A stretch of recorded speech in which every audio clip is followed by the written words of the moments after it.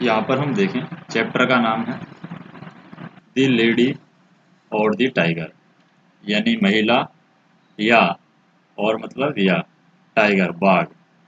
तो महिला या बाघ के बारे में ये पार्ट है। तो ये हम देखते हैं पार्ट वन में यहाँ पर क्या बताया गया है। जैसे लॉन्ग लॉन्ग अगो, बहुत समय पहले, there lived a king who was crude and very much like a savage. तो यहाँ पर बहुत समय पहले क्या था, देयर लिव्ड ए किंग, वहाँ यहाँ पर एक राजा था जो कि हु वाज क्रूड, जो कि क्या था, बहुत ही क्रूड था। क्रूड मतलब एसिस्ट हम बोल सकते हैं, जिसके अंदर क्या है, घृणा भरी हो, एक तरीके से अशिष्ट टाइप का हो, जिसके अंदर कोई भी मान मर्यादा ना हो, उस राजा को हम बोलते हैं crude. And very much like a savage, savage होता है वो बहुत ही निर्मम व्यक्ति होता है, निर्मम जिसके अंदर कोई दया भावना ना हो, इस तरीके का राजा था। यानी वो लोगों की तरह नहीं सोचता था, नॉर्मल जो लोग हैं उनकी तरह नहीं सोचता था, एक तरीके से बर्बर व्यक्ति हम बोल सकते हैं, निर्मम व्यक्ति हम बोल सकते हैं। He had learned some manner from his Latin neighbours, तो उसने यहाँ पर कुछ मैनर्स सीखे थे।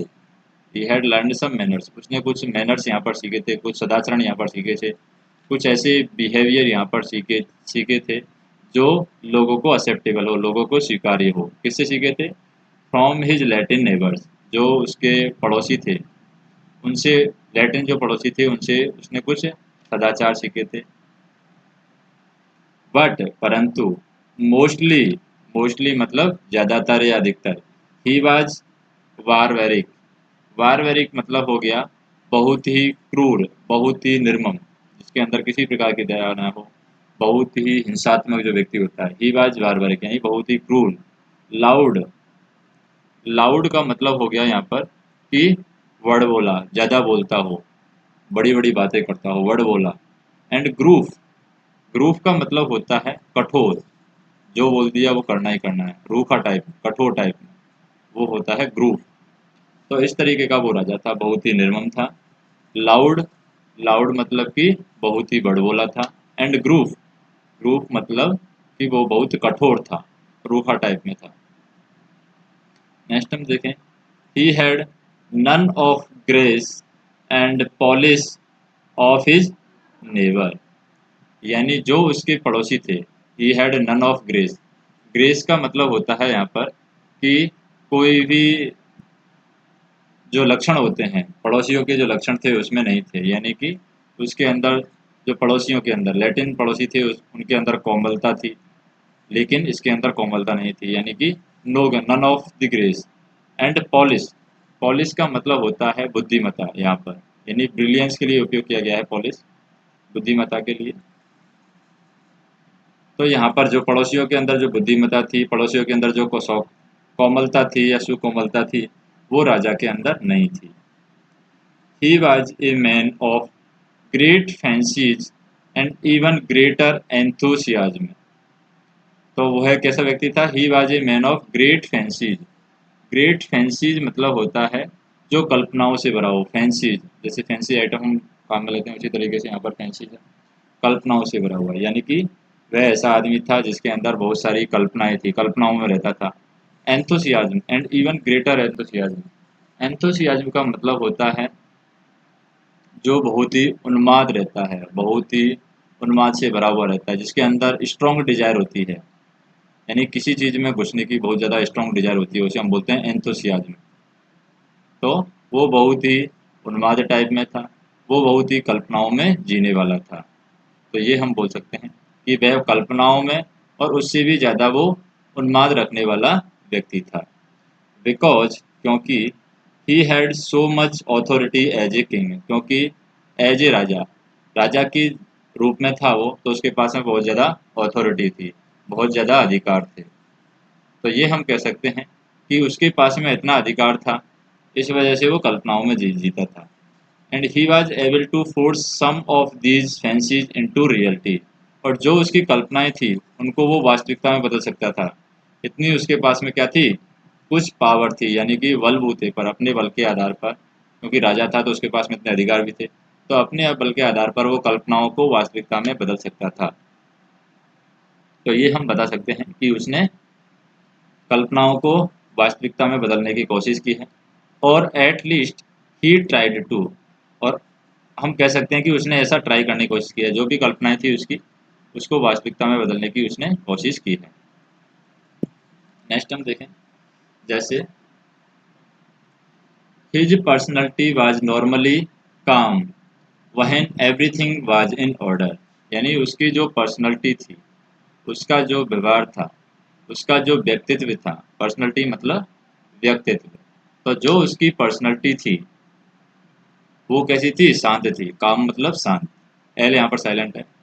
तो उसकी पर्सनैलिटी यहाँ पर नॉर्मली, सामान्य रूप से शांत थी, जब सब कुछ ऑर्डर में चल रहा हो, जब सब कुछ नियम से चल रहा हो, जब सब कुछ तरीके से चल रहा हो, तो उसकी जो व्यक्तित्व था वो सामान्यतः शांत रहता था। लेकिन हम बात करें when there was a little hitch, तो अगर यहाँ पर कोई भी छोटी भी समस्या आ गई, हिच मतलब छोटी भी समस्या, स्मॉल प्रॉब्लम के लिए उपयोग किया गया हिच, कि अगर वहाँ पर कोई भी छोटी भी समस्या आ जाती है, हाउएवर फिर भी, ही वाज एक्सुटेंट एक्सुलटेंट एंड हैप्पी, तब वह बहुत खुश होता था। एक्सुलटेंट होता है यहाँ पर, तो इसको हम बोल सकते हैं ई एक्स, एक्जुलेंट भी बोल सकते हैं इसको। एक्जिलटेंट, एक्जिलटेंट का मतलब होता है बहुत ज़्यादा प्रसन्न होना, एंड हैप्पी, हैप्पी तो खुश होगा ही होगा, लेकिन एक्जल्टेंट होता है यहाँ पर बहुत ज़्यादा प्रसन्न। इलेक्टेड भी बोल सकते हैं इसको, एक्जल्टेंट को। तो वो बहुत ज़्यादा क्या होता था? प्रसन्न होता था। जब भी कोई परेशानी आती थी, छोटी मोटी समस्या आ जाती थी, तो छोटी भी समस्या आने पर वह बहुत ज़्यादा प्रसन्न होता था, क्योंकि उसको वो अपने तरीके से सॉल्व करेगा। ही लव्ड इट, वह इसे प्रेम करता था, वह इसे चाहता था कि कोई ना कोई समस्या आए। तो ही लव्ड इट मतलब उसे ये का चीज़ें अच्छी लगती थी, कोई भी समस्या आती थी तो उसे अच्छा लगता था। It when things went wrong, जब चीज़ें यहाँ पर गलत होती थी, बिकॉज क्योंकि, that mean that he could then correct them, तो इसे बहुत अच्छा लगता था जब कोई ऐसी समस्या आती थी। थिंग्स वेंट रॉन्ग, जब चीज़ें यहाँ पर गलत होती थी तो उसे अच्छा लगता था, क्योंकि दिस मीन, इसका मतलब ये था कि that he could then correct them, क्योंकि इसको सही करना था, यानी यही उनको ठीक करने वाला है, ऐसा उसको समझता था। तो जब भी कोई परेशानी आती थी तो उसको अच्छा लगता था, इसका मतलब था कि वह उनको अपने तरीके से ठीक करेगा। He loved to make the crooked straight, तो उसे ये अच्छा लगता था, क्या अच्छा लगता था? मेक द क्रूकड स्ट्रेट, जो टेढ़ा मेढ़ा होता है, क्रूकड मतलब होता है टेढ़ा मेढ़ा, तो जो भी टेढ़ा मेढ़ा होता है उसको स्ट्रेट बनाना, सीधा बनाना उसको अच्छा लगता था, या सीधा करना अच्छा लगता था। To crush down the uneven place in life, और ये क्या करता था? जीवन के अंदर क्रश डाउन, क्रश डाउन का मतलब होता है वो यहाँ पर जीवन में उनको एक तरीके से ख़त्म कर देता था। Crush down the uneven place in life, uneven मतलब असमान जगहों, असमान जगहों को एक तरीके से नष्ट कर देना, असमान जगहों को एक तरीके से रौंद देना उसको क्या लगता था? अच्छा लगता था। ही डिसाइडेड दैट, तो उसने यहाँ पर निश्चय किया, दैट कि there should be a way to add culture to live of his subject, तो वो क्या करता है? डिसाइड करता है, वो निश्चय करता है कि अपनी प्रजा के जीवन में वो संस्कृति का क्या करेगा? समावेश करेगा। ऐड कल्चर यानी कि संस्कृति यहाँ पर ऐड करेगा। To live of his subject, to live यानी कि जीने के लिए, ऑफ हिज सब्जेक्ट यानी अपने तरीके से वो प्रजा के अंदर संस्कृति का समावेश करेगा, संस्कृति को ऐड करेगा। His method was the public arena, और उसका तरीका क्या था? उसका हम तरीका बात करें, कोई तरीका नहीं था उसके, हम बात करें कि उसका तरीका था वो कैसा था? सार्वजनिक क्रीड़ांगन, एरिना मतलब होता है यहाँ पर क्रीड़ांगन, यानी जहाँ पर रंग स्थली को बोला जाता है। His method was the public arena, public मतलब कि सार्वजनिक, सार्वजनिक क्रीड़ांगन उसका तरीका था। तो वो लोगों को संस्कृति सिखाना चाहता था अपने जीवन में, और उसका तरीका क्या था? क्रीड़ांगन यानी कि सार्वजनिक क्रीड़ांगन उसका सिखाने का तरीका था। देयर वहाँ पर, human and beast performed before audience, जहाँ पर क्या होता था? वहाँ पर मनुष्य, ह्यूमन एंड वी, ये क्या है? Beast, human and west, west की हम बात करें यहाँ पर, वीस्ट क्या होता है? वीस्ट पशुओं के लिए उपयोग किया गया है कि ह्यूमन यानी कि मानव, और वीस्ट मतलब पशु। तो ये क्या करते थे? परफॉर्म बिफोर ऑडियंस, दर्शकों के सामने क्या करते थे? प्रस्तुति देते थे। जहाँ पर मनुष्य और पशु है, दर्शकों के सम्मुख प्रस्तुति देते थे, अपनी जो कलाएं हैं वो दिखाते थे। क्या कलाएं दिखाते थे? वट, परंतु his fancies asserted themselves here, लेकिन क्या होता है यहाँ पर उनकी मनमानी इच्छाएं भी हावी होती थी। फैंसीज मतलब जो कल्पनाएं थी उसकी, his fancies asserted themselves here, यानी जो उसकी कल्पनाएं थी, जो उसकी मनमानी इच्छाएं थी, वो उस पर हावी होती थी। दी एरिना, एरिना मतलब जो क्रीड़ांगन उसने, the arena that he would, जो क्रीड़ांगन उसने बनवाया था, was not for the honour, वो सम्मान के लिए नहीं था। जो क्रीड़ांगन उसने बनवाया था वो किसके लिए नहीं था? सम्मान के लिए नहीं था। और एंड ग्लोरी, और वो महिमा के लिए भी नहीं था। ऑफ ग्लेडिएटर्स, ग्लेडिएटर्स मतलब होता है लड़ाकू, जो लड़ाके होते हैं उनके लिए यहाँ पर ग्लेडिएटर्स यूज किया गया है। कि ग्लेडिएटर्स, या हम बोल सकते हैं ग्लेडिएटर्स, जो आदमी किसके, आदमी के सामने लड़ता है, या फिर कोई आदमी है जंगली जानवर के सामने लड़ता है, उसको हम बोलते हैं ग्लेडिएटर्स। यानी हथियारों से कोई आदमी है, वन्य पशुओं का क्या करता है, या फिर आदमियों से युद्ध करने वाला जो व्यक्ति होता है वो कहलाता है ग्लेडिएटर्स, योद्धा। तो उसके लिए यहाँ पर उपयोग किया गया है कि ये जो क्रीड़ांगन उसने बनवाया था वह लड़ाकों के सम्मान और महिमा के लिए नहीं था। ऑनर मतलब सम्मान, और ग्लोरी मतलब महिमा, और ग्लेडिएटर्स मतलब जो भी लड़ाके होते हैं, लड़ने वाले होते हैं, योद्धा होते हैं, उनके लिए ये क्रीड़ांगन नहीं था। It was not for beast to fight each other, ये पशुओं के लिए भी नहीं था जो पशु एक दूसरे से लड़ेंगे।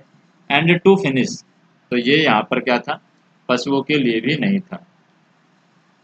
यानी पशुओं के अंत तक परस्पर लड़ने के लिए भी नहीं था कि पशु लड़ें और आपस में अंत तक मर जाएं, उनके लिए भी नहीं था।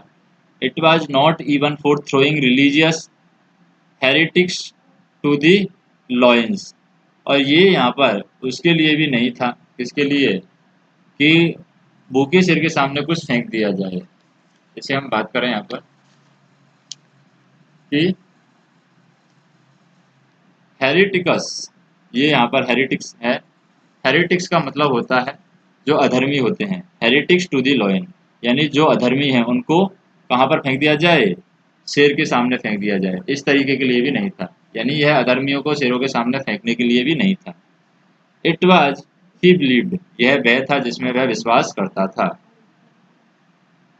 तो उसके विश्वास के अनुसार यह क्या था? इट वाज, यह था, ही बिलीव्ड, वह विश्वास करता था। क्या विश्वास करता था?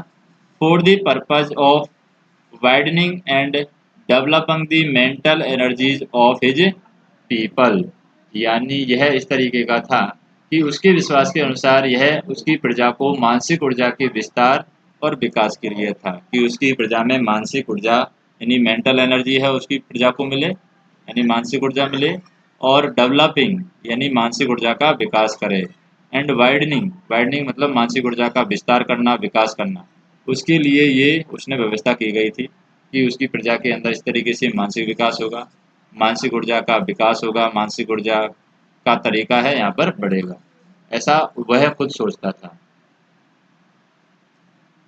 It was a vast amphi theatre, तो ये क्या था? एक बहुत ही एम्फी थिएटर, एम्फी थिएटर का मतलब होता है यहाँ पर एक गोलाकार अंडाकार रंगमंडल, जिसमें यहाँ पर क्या बनी होती हैं? दीर्घाएं बनी होती हैं।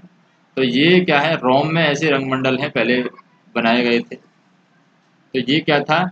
एक तरीके से हम कह सकते हैं कि इस it was a vast, vast मतलब बहुत बड़ा, विशाल, एम्पी थिएटर, एम्पी थिएटर का मतलब हो गया यहाँ पर रंगमंडल, विथ इनसर्कलिंग गैलरीज, इनसर्कलिंग गैलरीज का मतलब इसमें घेरती हुई क्या थी? दीर्घाएं थी, गैलरीज थी, encircling galleries plus vault, mysterious vault मतलब कि रहस्यमयी यहाँ पर तहखाने थे, mysterious vault, and unseen passage, unseen passage मतलब कि अदृश्य गलियारे इसके अंदर थे।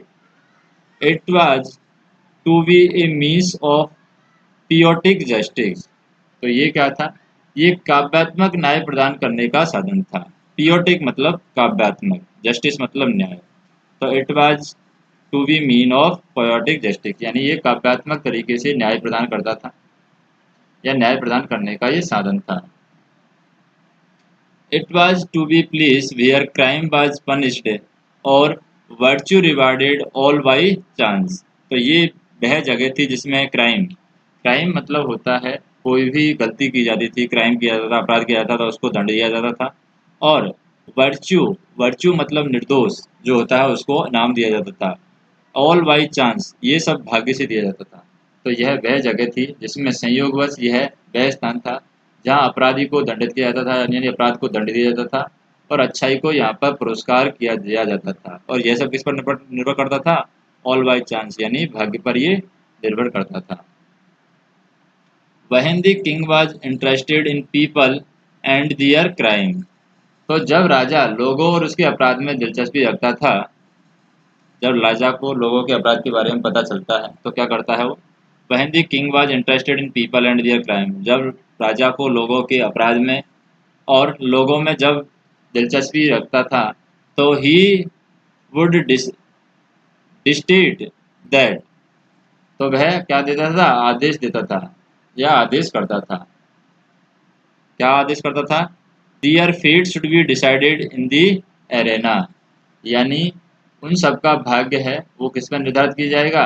रंगमंडल में निश्चित होगा। तो वह आदेश देता था कि उनका भाग्य रंगमंडल में निश्चित होगा, उनको न्याय किया जाएगा, उनके साथ में उनको सजा मिलेगी, अपराध किया है तो सजा मिलेगी, या फिर अपराध नहीं किया, निर्दोष है तो इनाम मिलेगी। ये सब किस पर डिपेंड करता था? ये भाग्य पर डिपेंड करता था। कहाँ पर डिसाइड किया जाता था? डिसाइडेड इन एरेना, यानी कि जो रंग मंडल यहाँ पर बनवाया गया था राजा के द्वारा उसमें वो डिसाइड किया जाएगा, यानी उसमें जो दोषी होगा उसको अपराध मिलेगा और जो निर्दोष होगा उसको इनाम मिल जाएगा। तो ये राजा आदेश दे देता था।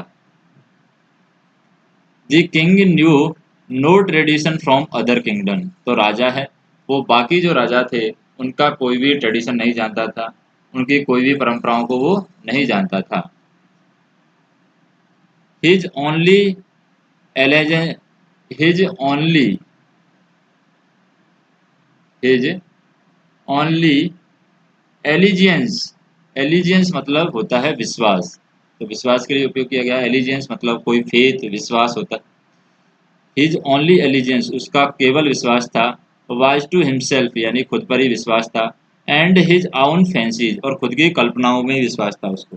दूसरे राजा की परंपराओं से उसे कोई लेना देना नहीं था, उसे खुद पर ही विश्वास था, खुद की जो कल्पनाएं थी उन पर ही विश्वास था। उसे ये लगता था कि जो भी अपराधी होगा उसको दंड मिल जाएगा भाग्य से, और जो भी निर्दोष होगा उसको इनाम मिल जाएगी। दिस फैंसीज, यानी ये जो कल्पनाएं थी वो क्या करती थी? This fancies the chance fit decision in the arena, और ये कल्पनाएं क्या थी कि भाग्य है the chance fit decision in the arena, यानी यहाँ पर हम कह सकते हैं कि क्रीड़ांगन में संयोगवश भाग्य का फैसला है, यह उसकी कल्पना थी। Come about because of his romantic and yet barbaric idealism, तो ये फैंसीज, ये कल्पनाएं उसकी किसकी वजह से आई थी? बिकॉज ऑफ हिज रोमांटिक, यानी उसकी किसकी वजह से आई थी? रोमांचकारी एवं निर्मम आशीर्वाद के कारण घटित हुई थी। यट बारबरिक, बारबरिक मतलब निर्मम, और आइडियलिज्म, आइडियलिज्म मतलब उसका हो गया आदर्शवाद, जो भी आइडियल वो चलाता था, जो भी आदर्श वो मानता था, उसके कारण ये घटनाएं घटी थी कि क्रीड़ांगन में जो भी संयोगवश भाग्य का यहाँ पर फैसला होता था, जो भी निर्दोष होगा उसको सजा मिलेगी और जो भी नहीं होगा उसको इनाम मिलेगी। तो बात करें अगले। When all the people had gathered in the galleries, और जब सभी लोग हैं यहाँ पर गैलरीज में, दीर्घाओं में इकट्ठे हो जाते थे। सीटेड ऑन हिज थ्रोन, तो राजा अपने सिंहासन पर बैठ जाता था। हाई अप, जो कि ऊंचा था। And one side of the throne, और थ्रोन के एक जगह पर, एक साइड पर, he would give a signal, वह क्या देता था? एक संदेश देता था, या फिर वह इशारा करता था। क्या इशारा करता था? ए डूअर बीनीथ हिम, यानी एक दरवाजा था जो उसके नीचे खुलता था। ए डूअर बीनीथ हिम, एक दरवाजा है वो नीचे था उसके खुलता था।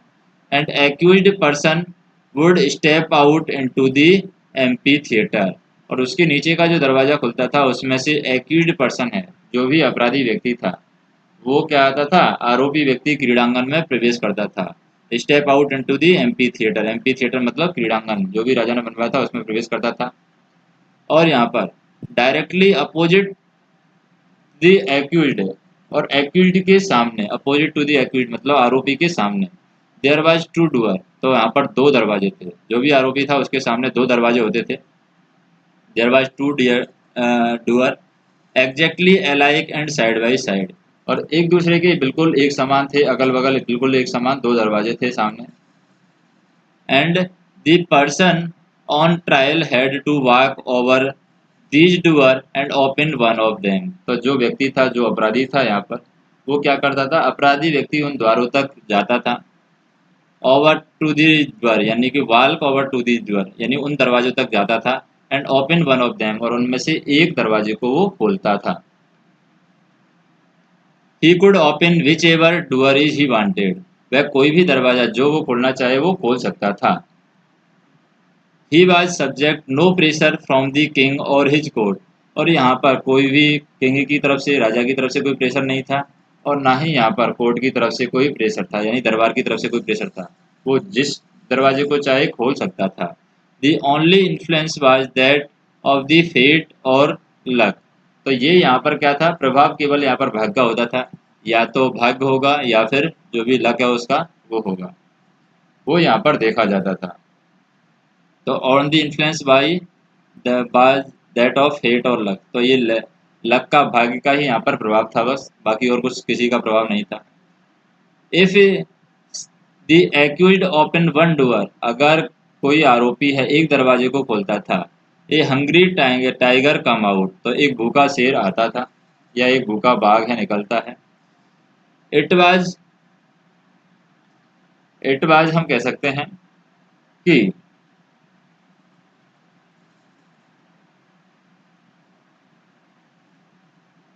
इट वाज फीसेस्ट, फीसेस्ट मतलब होता है जो बहुत ही भूखा हो, इस तरीके से हम काम ले सकते हैं, जो सबसे ज़्यादा डरावना हो उसके लिए हम यूज कर सकते हैं इट वाज फीसेस्ट। आर यहाँ पर साइलेंट है, इसको हम बोलेंगे फीसेस्ट। तो ये फियरेस्ट, फियरेस्ट बोलना होना चाहिए, लेकिन आर यहाँ पर साइलेंट है इसलिए बोलेंगे फीसेस्ट। तो ये सबसे डरावना और बर्बर क्या होता था, शेर होता था। And most cruel that would be found, जो भी यहाँ पर पाया गया था बहुत ही डरावना और बहुत ही खतरनाक शेर ही होता था, एकदम सबसे खूंखार और निर्मम ये शेर होता था। और it immediately jumped on him, यह तुरंत उस पर क्या झपट्टा मारता है, and tore him to piece as a punishment for his guilt, और वह शीघ्र ही झपट करके इसके टुकड़े टुकड़े कर देता था, जो भी अपराधी था उसके अपराध के लिए इसके टुकड़े टुकड़े कर देता था। When the fate of the criminal was thus decided, तो जब अपराधी का भाग्य इस प्रकार निर्धारित होता है, when the fate was of the criminal was thus decided, the sad iron bell were rung, तो यहाँ पर जो क्या है, दुखद लोहे की घंटियां यहाँ पर बजती थी, और and great wails went up from the hired mourners, mourners जो होते हैं यहाँ पर वो किसके लिए उपयोग किया गया है, मॉर्नर्स यहाँ पर उपयोग किया गया है जो बिलापी होते हैं, बिलापी मतलब जो बिलाप करने वाले, चिल्लाने वाले, रोने वाले जो होते हैं, उनके लिए यहाँ पर यूज किया गया है, तो इनको किराए पर ये लाते थे रोने के लिए। Great wails went up from the hired mourners who were posted outside the arena, जो कि रंग महल के बाहर तैनात थे, वो यहाँ पर रोने का स्वर करते थे, जो किराए किराए पर लाए गए थे रंग महल के बाहर, ये किराए के बिलापिया हैं, इनके द्वारा बड़े स्वर में रुदन होता था अगर ऐसा होता था तो। अगर शेर है, वो बाघ है, उसके आरोपी के टुकड़े टुकड़े करता था, तो यहाँ पर लोहे की घंटियां बजती थी, दुखद लोहे की घंटियां, और दूसरा बाहर जो किराए पर बिलापिये लाए गए थे वो बड़े स्वर में क्या करते थे, रोना स्टार्ट कर देते थे। दी ऑडियंस वेंट होम, और दर्शक है यहाँ पर घर जाते थे, विथ बोर्ड हेड, बोर्ड है मतलब झुके हुए सर के साथ में, एंड डोलफुल हर्ट्स, डॉलफुल हर्ट्स का मतलब होता है यहाँ पर उदास जो चेहरा होता है उसके लिए यहाँ पर यूज किया गया है। डॉलफिल मतलब उदास, सैड के लिए हम उपयोग कर सकते हैं कि ये क्या है, झुके हुए चेहरे फेस के साथ में, और डॉलफुल हर्ट्स यानी उदास हृदय के साथ में जाते थे। That one so young and fair, जैसे कि कोई जवान और क्या है, सुंदर, और या फिर हो सकता है सो ओल्ड और रेस्पेक्टेड, जो कि बुढ़ा भी हो सकता है और सम्मानीय भी हो सकते हैं। Should have merited such a fate, जो कि दुर्भाग्य को यहाँ पर प्राप्त हुआ। Should have merited such a fate, merited, merited का मतलब हो गया यहाँ पर कि उसको जो प्राप्त हुआ है या उसके योग्य होना, प्राप्त होना, मेरिटेड। शुड हैव मेरिटेड मतलब उसको प्राप्त हुआ है, सच ए फेट यानी ऐसा भाग्य या ऐसा दुर्भाग्य। तो ये सच ए फीट, फीट मतलब हो गया दुर्भाग्य, लक मतलब हो गया भाग्य। तो ऐसा दुर्भाग्य उसको प्राप्त हुआ है, उसके लिए वो उदास चेहरे से, झुके हुए चेहरे से वो घर जाते थे। अब बात करते हैं नेक्स्ट।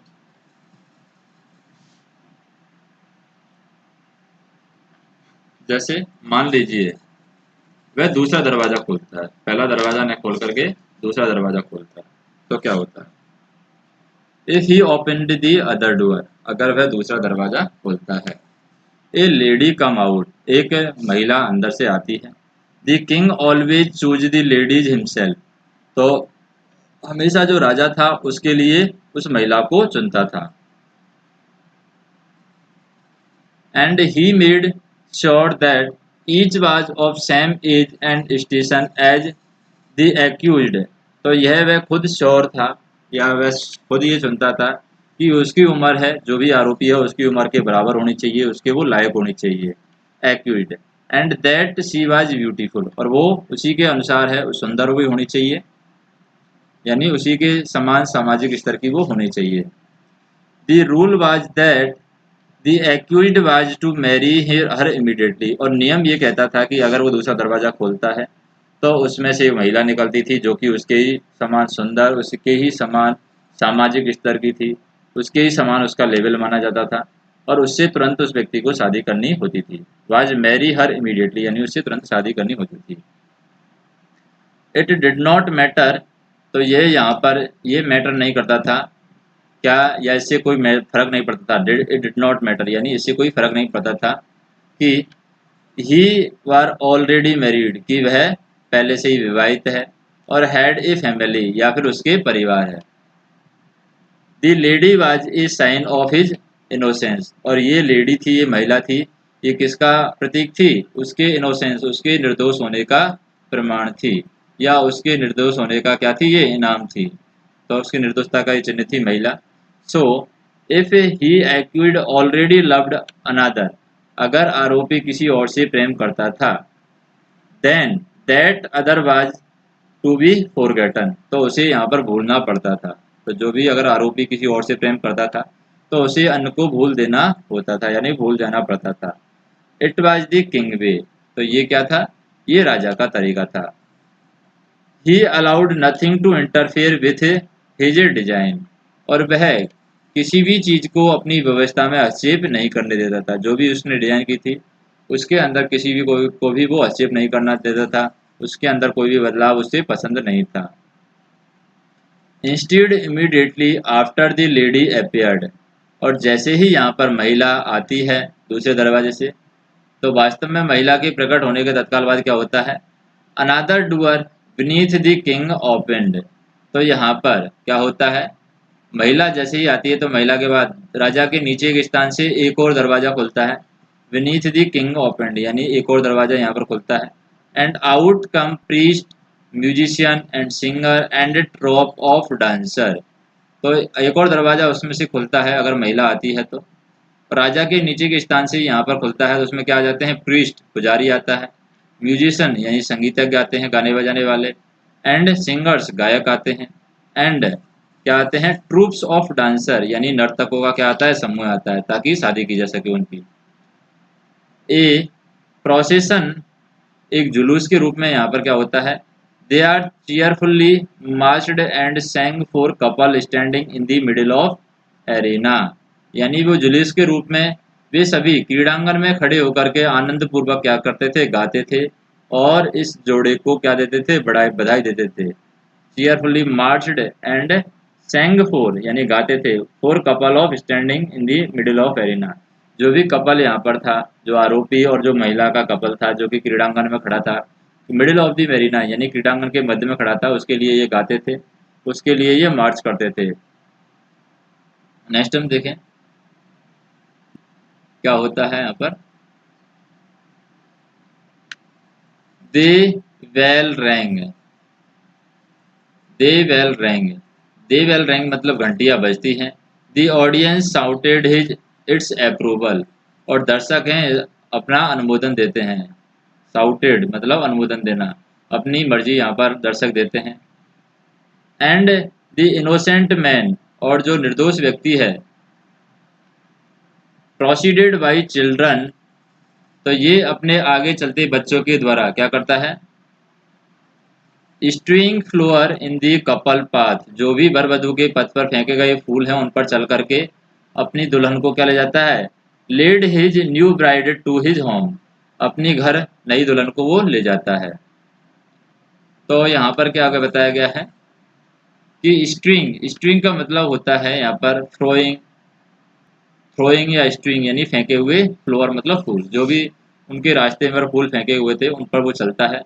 और लेड हिज, लेड मतलब ले जाता है, his new bride to his home, और अपने घर वो नई दुल्हन को ले जाता है। ब्राइड मतलब दुल्हन हो गया।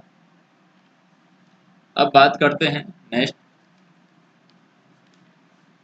This king was, this king was, this was the king semi barbaric, तो यह राजा के न्याय देने की क्या था, अर्धवर्वक तरीका था। This was the method of administering justice, यानी एडमिनिस्ट्रिंग जस्टिस मतलब न्याय को देने का ये अर्धबर्बर तरीका था, न्याय देने का अर्धबर्बर तरीका था। और and it fairness is obvious, और इसकी क्या है, निष्पक्षता यहाँ पर स्पष्ट थी। जो भी इसका फेयरनेस था वो ऑब्वियस था यानी निष्पक्ष था, इसमें कोई इसको पक्षपात नहीं था। The criminal could not know which doer the lady was behind, और यहाँ पर अपराधी नहीं जान पाता था कि महिला किस द्वार के पीछे है। He opened whichever door he wanted instant he was to eaten और मैरिड, तो वह बिना यह जाने अगले ही क्षण उसे भाग खाएगा या उसे शादी करनी पड़ेगी, वह दरवाजे को खोल देता था या खोल लेता है। ऑन सम ओकेजन्स, और कई अवसरों पर द टाइगर कम आउट यानी भाग आता है एक दरवाजे से, एंड ऑन द ओकेजन, और कई अवसरों पर it come out the other, other यानी कि दूसरे दरवाजे से भाग आता है। इन दिस सिस्टम, और इस सिस्टम के अंदर there was instant punishment for guilt, तो ऐसा सिस्टम था ये जिसमें गिल्ट के लिए जो भी यहाँ पर दोषी था उसको तुरंत क्या दिया जाता था, पनिशमेंट दिया जाता था। And the instant reward for innocent, और जो भी निर्दोष था उसको तुरंत क्या दिया जाता था, रिवार्ड दिया जाता था। रिवार्ड मतलब सम्मान, या फिर उसको क्या दी जाती है, यहाँ पर इनाम दिया जाता था। Whether the accused wanted the reward और नॉट, तो ये अगर कोई आरोपी है उसको रिवार्ड चाहिए नहीं चाहिए। There was no escape from the judgement of the king arena, और यहाँ पर ये क्रीड़ांगन की जो व्यवस्था थी इससे बदलने का कोई तरीका यहाँ पर नहीं था, इससे बचने का कोई भी रास्ता यहाँ पर नहीं था। नेक्स्ट हम बात करें, the institution was a popular one, और यह एक प्रथा लोकप्रिय थी। वहीं the people gather together on one of the trial days, और जब लोग किसी ऐसे दिन न्याय के लिए एकत्रित होते थे, they never knew whether they were to witness a blossy bloody slaughter, वे कभी ये नहीं जानते थे कि क्या वे ब्लडी सल्टर मतलब कि रक्त रंजित संहार देखेंगे। ब्लडी सल्टर, सल्टर मतलब हो गया कि एक आदमी को मारा जाता है, निर्मम संहार देखेंगे, या फिर और ए फेस्टिव वेडिंग, या फिर हम कह सकते हैं कि एक उल्लासपूर्ण विवाह वो देखेंगे। This element of uncertainty usually made the occasion more interesting than it would have been otherwise, तो ये जो व्यवस्था थी यह न्याय की कोई अन्य व्यवस्था होती तो उसकी अपेक्षा न्याय की अनिश्चितता का यह प्रमुख घटक था। और ये जो अंश है ये अत्यधिक रुचिकर बना देता है, यानी न्याय देने के अवसर को ये ज़्यादा रुचिकर बना देता है। Interesting than it should be otherwise, यानी और कोई तरीका यहाँ पर नहीं था। दिस एलिमेंट अनसर्टेनिटी, ये अनिश्चितता थी इस एलिमेंट के अंदर, यानी इस तरीके के न्याय में जो अनिश्चितता थी ये इस न्याय व्यवस्था को और ज़्यादा क्या बना देता था, मज़ेदार बना देता था या ज़्यादा रुचिकर ये बना देता था। द पीपल वर एंटरटेन्ड, लोगों का मनोरंजन होता था। And no one doubted that justice was being served, और किसी को भी कोई भी व्यक्ति उपलब्ध कराए गए जो न्याय है उस पर क्या नहीं करता था, संदेह नहीं करता था। Doubted the that justice being served, किसी भी व्यक्ति को न्याय पर कोई शक नहीं होता था, संदेह नहीं होता था। ऑल बिलीव्ड दैट, सभी विश्वास करते थे, that accused has his fate in his own hand, कि जो आरोपी है उसके हाथ में क्या है, उसका भाग्य है, आरोपी का भाग्य उसके स्वयं के हाथ में है, ये सभी विश्वास करते थे। अब बात करते हैं इसके सेकंड पार्ट की, स्टोरी का सेकंड पार्ट क्या कहता है। तो स्टोरी के सेकंड पार्ट में यहाँ पर बताया गया है जैसे the semi Barvi king has a daughter whom he loved deeply. तो यहाँ पर जो अर्धवर्वक जो राजा था उसके एक पुत्री थी और ही लव्ड डीपली, वह उससे बहुत प्रेम करता था। She was a passionate fanciful and strong as her father and was devoted to him. तो वह यहाँ पर क्या थी, पैसिनेटेड, पैसिनेटेड मतलब भाववेशपूर्ण थी वो, भावेशपूर्ण होता है पैसिनेटेड, यानी जो राजा की लड़की थी वो पैसिनेटेड थी यानी कि भावावेशपूर्ण थी। फैंसीफुल कल्पनाओं से भरी हुई थी। एंड स्ट्रॉन्ग, स्ट्रॉन्ग मतलब शरीर से वो ताकतवर भी थी। एज हर फादर, उसके पिता की तरह।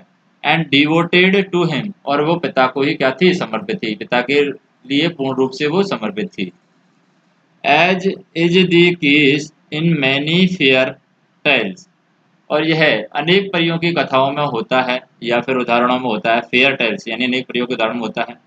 दिस डॉटर, यह लड़की या यह पुत्री, the Apple of his father eyes, जो यहाँ पर उसकी यह पुत्री है राजा की आंखों का तारा थी। The Apple of his father eyes, उसकी पापा की आंखों का क्या थी ये, एप्पल, एप्पल मतलब सेब होता है वैसे तो, लेकिन यहाँ पर है तारा, कि वो अपने पापा की, अपने राजा की, यह पुत्री है राजा की आंखों का क्या थी, तारा थी। Was in love with young man, और उसे किसी जवान आदमी से प्यार था। Who was below her in station, और वह जो आदमी था उसका जो सामाजिक स्तर था उससे छोटे स्तर का था, यानी वो खुद राजा नहीं था। ही वाज कॉमनर, वह एक साधारण नागरिक था। ही वाज आल्सो ब्रेव, वह बहादुर था। हैंडसम, सुंदर भी था। एंड डार्लिंग, डेयरिंग, डेयरिंग मतलब साहसी, निर्भीक, यानी वह बहादुर भी था, सुंदर भी था और निर्भीक थी था, निर्भीक भी था मतलब डरता नहीं था, डेयरिंग था। And he loved the royal daughter with all his being, और वह भी क्या करता था, राजसी पुत्री को क्या करता था, all with all his being, यानी कि जी जान से उसे प्यार करता था। The princess had enough barbarism इन हर, और राजकुमारी में इतनी निर्ममता थी, that their love affair was dramatic, तो यहाँ पर राजकुमारी में इतनी निर्ममता थी कि उसका जो प्रेम प्रसंग था वो क्या था, ड्रामेटिक, यानी क्या था, नाटकीय था। टू ड्रामिक, टू ड्रामेटिक यानी कि अत्यधिक नाटकीय था। It was a secret for month, और ये कुछ क्या रहता है, कुछ महीने तक गुप्त रहता है। But the king found out about it, लेकिन राजा को यहाँ पर इस गुप्त बात का पता चल जाता है। फिर क्या होता है, the king did not hesitate for a minute, तो राजा एक मिनट के लिए भी यहाँ पर नहीं हिचकिचाया। हेजिटेट मतलब हिचकिचाना, तो राजा है यहाँ पर एक भी मिनट के लिए नहीं हिचकिचाता है। और क्या करता है, he sent the young man to prison, और वह क्या करता है, युवक को कारागार में डाल देता है। Sent young man to prism, prism मतलब, प्रिजन मतलब हो सकता है जेल, हो सकता है यहाँ पर कि वो जेल में उसको डाल देता है, जो भी जवान आदमी था जो उसकी लड़की से प्रेम करता था उसको वो जेल में डाल देता है, और कारागार में इसको डाल दिया। And set a date for his trial in arena, और उसके क्रीड़ांगन में उसकी न्याय प्रक्रिया की जो तारीख है वो यहाँ पर तय कर दी जाती है। व्हेन द डेट अराइव्ड, और जब वह दिन आता है, everyone in the kingdom wanted, में सभी उपस्थित यहाँ पर होना चाहते हैं, राज्य में जो भी सभी लोग थे वो उपस्थित होना चाहते हैं। They all new of king interest in the case, और वे सभी राजा की इस मामले में दिलचस्पी जानते थे। And there was excitement in the air, और यहाँ पर हवा में क्या थी, वातावरण में उत्तेजना थी, हवा में उत्तेजना थी यहाँ पर। फिर हम बात करते हैं, the king man searched for fiercest tiger in the realm. तो यहाँ पर क्या होता है, फियरेस्ट मतलब सबसे भयानक और आक्रामक और डरावना जो क्या है, शेर को यहाँ पर खोजा जाता है। तो राजा यहाँ पर सर्च करता है उस शेर के लिए। एंड रियल का मतलब होता है यहाँ पर कि वो राज्य में ले आता है उसको, इन द रियल, उसको राजा सर्च करता है। They also searched for the फियरेस्ट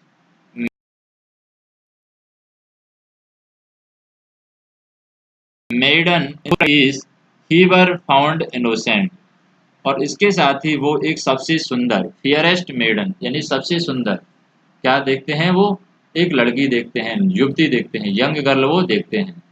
इसलिए कि अगर वो व्यक्ति निर्दोषी पाया गया, हैव ए फिटिंग ब्राइड यानी उससे अगर कोई व्यक्ति है वो, ही वाज फाउंड इनोसेंट अगर वह निर्दोषी पाया जाता है, तो उसके लायक कोई लड़की यहाँ पर शादी के लिए होनी चाहिए। तो इसलिए सबसे सुंदर लड़की यहाँ पर देखी जाती है, और एक भयानक शेर भी यहाँ पर देखा जाता है, क्योंकि फिटिंग ब्राइड का मतलब है उसके लायक, उसके उपयुक्त कोई लड़की या दुल्हन उसको मिले, ब्राइड मतलब दुल्हन।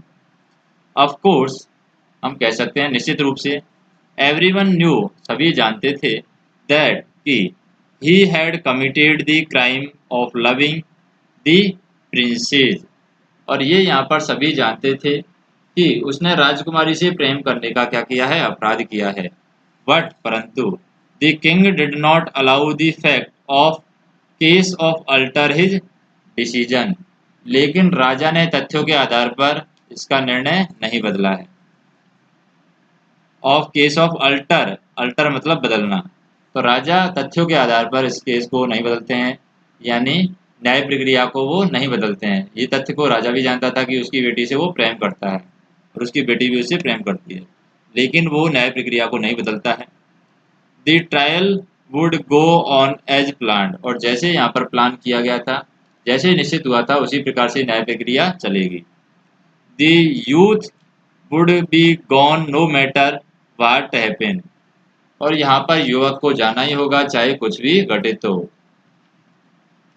He would either B dead और मैरिड, या तो वह मरेगा या विवाह करेगा। The king could enjoy the proceeding for the sports of it, और स्पोर्ट ऑफ इट, और राजा घटनाक्रम के मजे लेने के लिए यहाँ पर क्या लेगा, आनंद लेगा, जो भी उसको आनंद यहाँ पर मिलेगा वो आनंद लेगा। अब बात करते हैं द डे अराइव्ड, और वह दिन आ जाता है।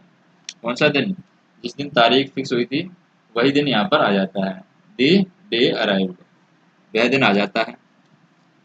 The people were standing in every corner of arena, तो लोग हैं क्रीड़ांगन के प्रत्येक कोने में यहाँ पर खड़े हुए थे।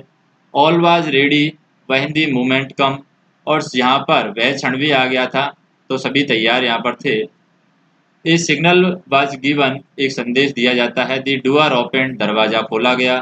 Along the princess lover to enter, और जो राजकुमारी से प्यार करने वाला था उसको यहाँ पर अलाउ किया जाता है अंदर आने के लिए, ताकि राजकुमारी का प्रेमी है वो अंदर आ सके। द क्राउड गैस्प्ड, तो क्राउड गैस्प्ड, गैस्प्ड का मतलब होता है कांपते हुए। तो क्राउड मतलब भीड़, तो भीड़ क्या करती है यहाँ पर, कांपते हुए, या फिर हम कह सकते हैं कि जो भीड़ थी, the crowd gasped he was handsome, तो यहाँ पर जो भीड़ है वो हाँफते हुए क्या लेती है, सांस लेती है। गैस्प्ड मतलब हाँफते हुए सांस लेना। ही वॉज हैंडसम, वह बहुत सुंदर था। And halt the audience did not know that one so attractive had lived among them. और यहाँ पर जो भीड़ थी उसको यह आश्चर्य होता है कि उनके बीच में भी ऐसा कोई सुंदर लड़का हो सकता है। अट्रैक्टिव, लिव्ड अमोंग देम यानी उनके बीच में ऐसा कोई सुंदर लड़का रहता है। No wonder the princess loved him, इसमें कोई आश्चर्य नहीं था कि राजकुमारी उससे प्रेम करती थी। How terrible for him to be there, उसका वहां पर उपस्थित होना कितना भयानक था। नेक्स्ट हम बात करें, the princess had taught about the trial day. और यहाँ पर राजकुमारी बहुत समय से इस न्याय प्रकार के दिन के बारे में सोचा था। Day and night for long time, तो the princess had thought thought about this trial, यानी इस न्याय प्रक्रिया के बारे में राजकुमारी ने सोचा था, दिन और रात सोचा था, डे एंड नाइट, दिन और रात सोचा था, फॉर लॉन्ग टाइम यानी काफी समय से। She knew she could not bear to miss the spectacle, और वह यह जानती थी कि वह इस नज़ारे से वंचित रहना सहन नहीं कर पाएगी। स्पेक्टल्स मतलब कि वंचित रहना, एक तरीके से हो सकता है कि वो इस दुख प्रदान करने वाले दृश्य से वंचित नहीं रह सकती थी। बट परंतु देयर वाज अनदर रीजन, लेकिन यहाँ पर दूसरा कारण भी था। टू हर बीइंग देयर, उसका वहां होने का यहाँ पर दूसरा कारण भी था। शी हैड सच पावर, उसके पास इतनी ताकत थी। एंड इन्फ्लुएंस यानी प्रभाव भी था। एंड फोर्स ऑफ करेक्टर यानी चरित्र का बल भी था उसके पास में। As well as plenty of gold, और उसके पास में बहुत सारा सोना भी था। एंड शी डिड द बाट, और उसने किया भी, उसने यहाँ पर किया भी। But no one had ever done before, जो पहले किसी ने नहीं किया वह उसने किया भी।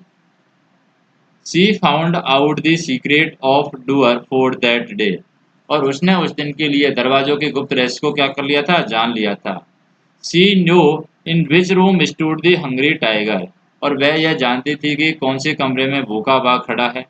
And in which waited the lady, और कौन से कमरे में महिला खड़ी है।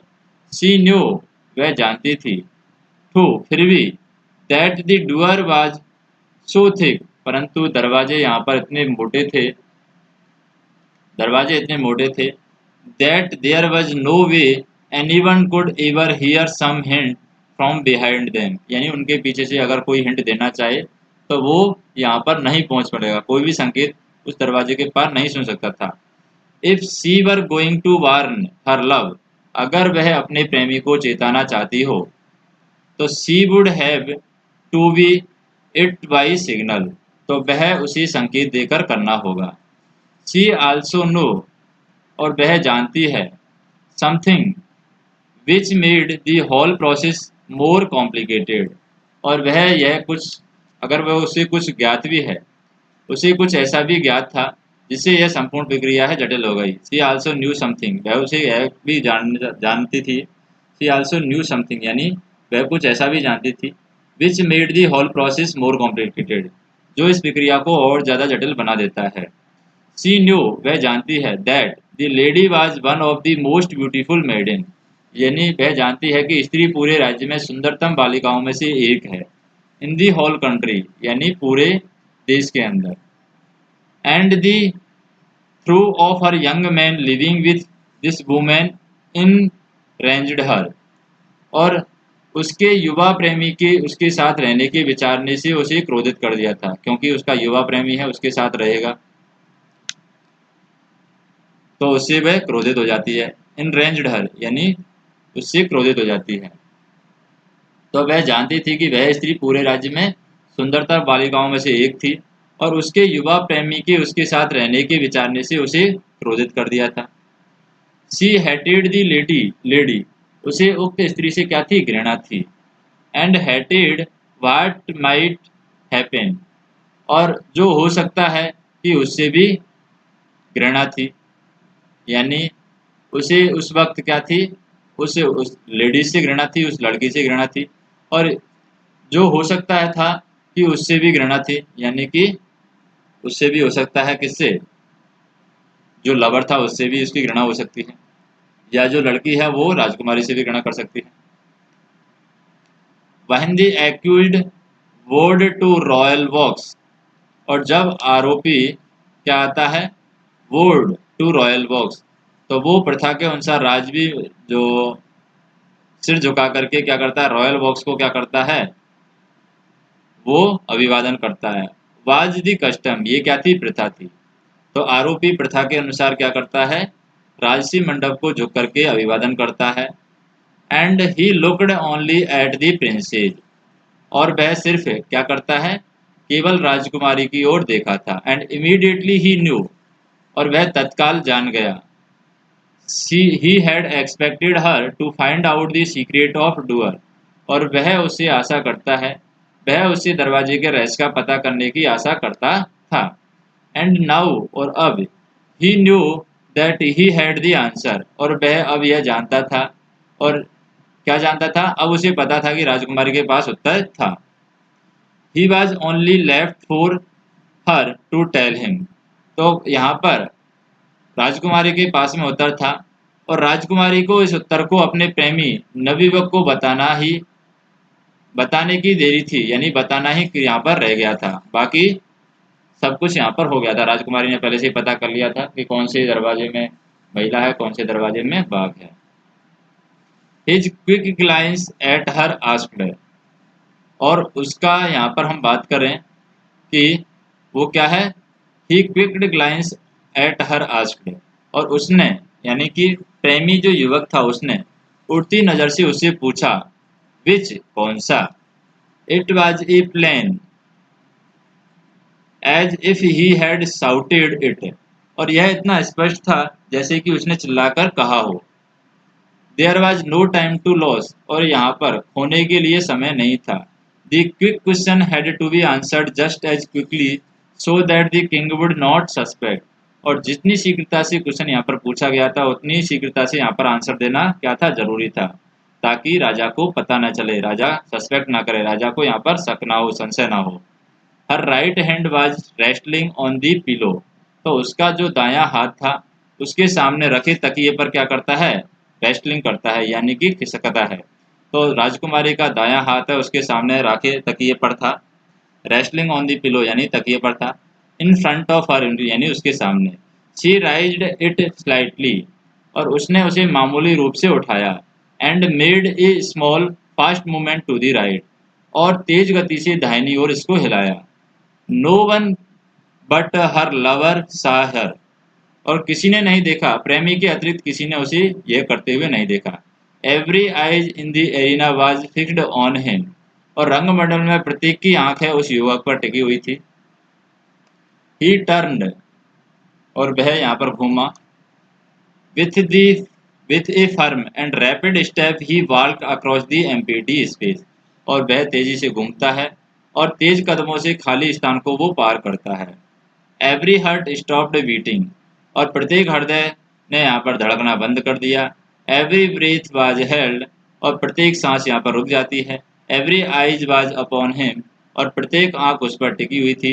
विदाउट हेजिटेशन, यानी बिना संकोच के, he went to the door of right, और वह दाईं ओर के दरवाजे पर गया।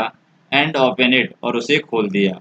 Did the tiger come out of that door, और डिड द लेडी, उस द्वार से बाघ निकला या स्त्री। The more we think about this question, इस प्रश्न के बारे में हम जितना सोचते हैं, the harder is to be answer, तो इसका आंसर उतना ही कठिन हो जाता है।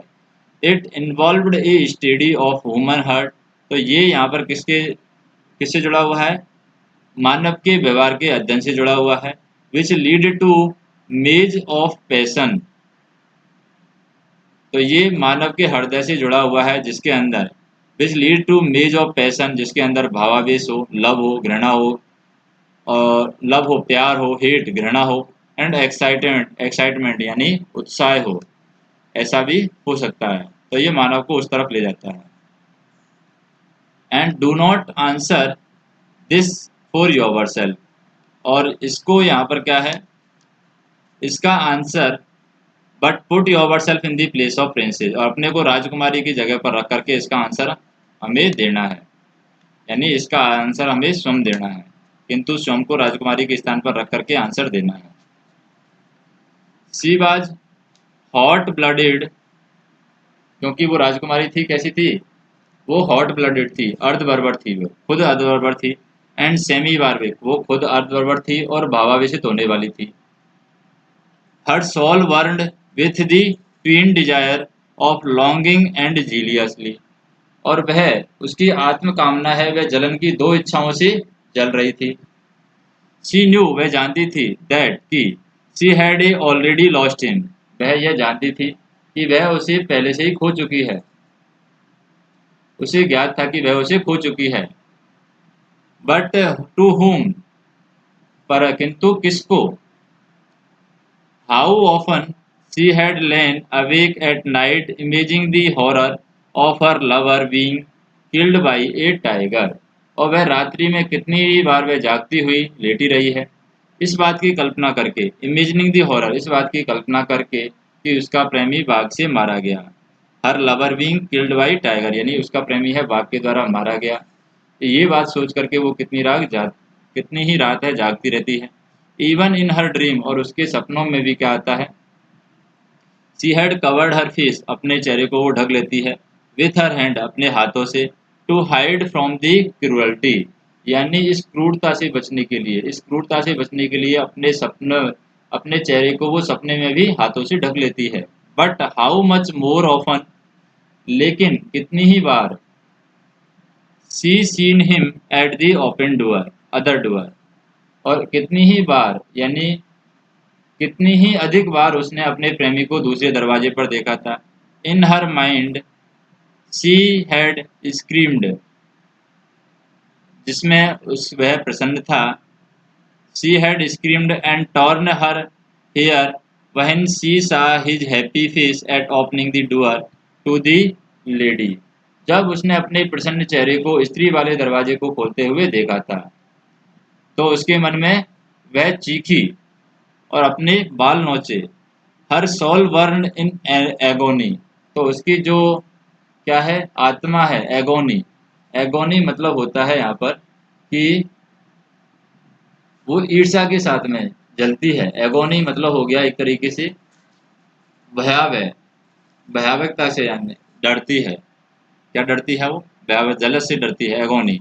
As she saw him rush to that woman and then he babed in the next moment, तो वह यहाँ पर अपने बाल नोचती है, चीखती है, जब तक उसने उसे उस स्त्री की ओर भागते हुए या फिर अगले ही क्षण विवाह सूत्र में बंधते हुए देखा था, क्योंकि वो युवक उस लड़की से शादी कर लेगा।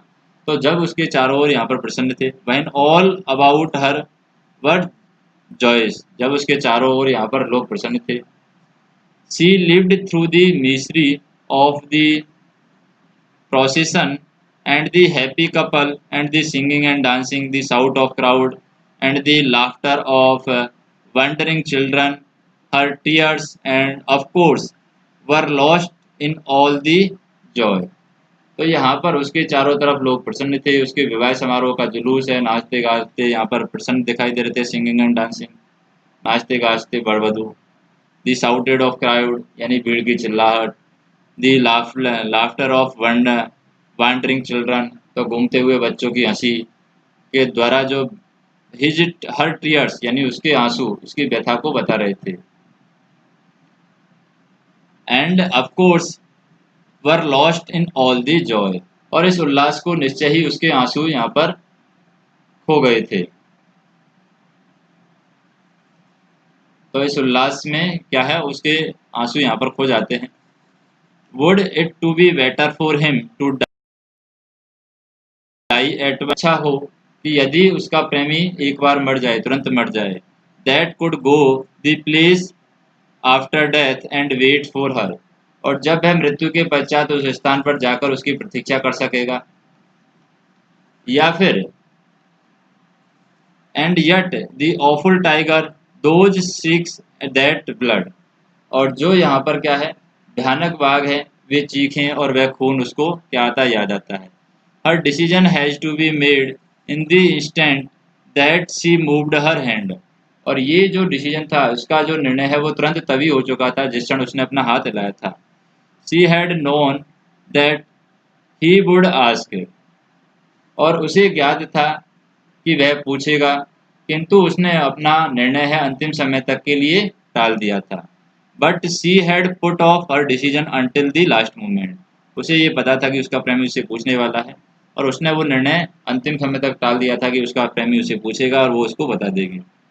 शी फाइनली डिसाइडेड, और उसने अंत में निश्चय किया, विदाउट दी हेजिटेशन, बिना हिचकिचाहट के उसने क्या कर लिया, डिसाइड कर लिया।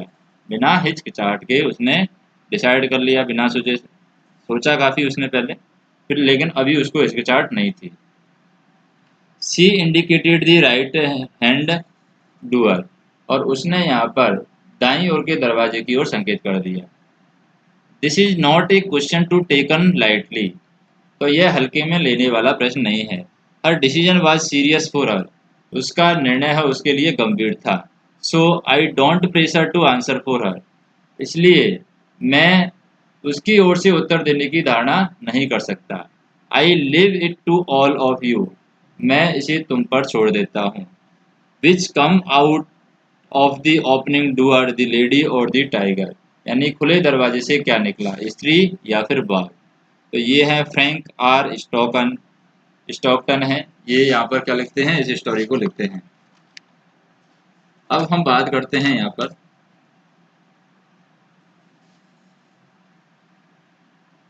दी फ्रैंक आर स्टॉकटन के बारे में, यानी ऑथर के बारे में हम बात करते हैं।